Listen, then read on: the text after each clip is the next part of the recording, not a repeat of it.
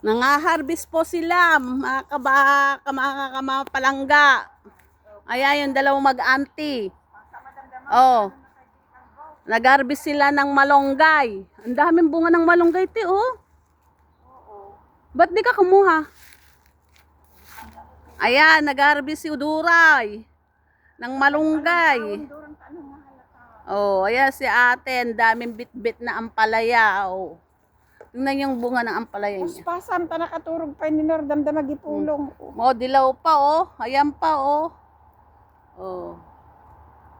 Oh, ang laki, ang haba. Oh, dilaw na dilaw, oh. Sing haba ng ewan.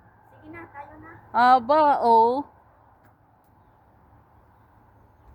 Tignan mo si Doray, walang tigil sa kakapitas ng malunggay. Huwag mo naman akong ibukin. Ayan, wag ko raw siya ibuking. Oh, ang daming bunga ng malunggay, guys, oh. Oh. Oh, nangunguha pa ng ano, ng avocado.